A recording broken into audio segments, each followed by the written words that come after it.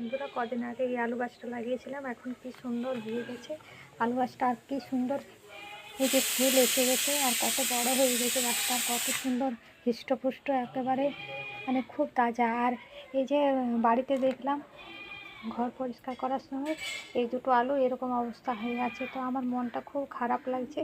তারপর মনে হচ্ছে যে এদেরকেও মাটিতে বসিয়ে দিই, তাহলে এরকম সুন্দর আমি একটা সুন্দর জীব পাবো। আর যেটা দেখেও মনে অনেক আনন্দ, অনেক শান্তি আসে। তো আমি একে আজকে একটা ভালো মতন জীবন দান করছি।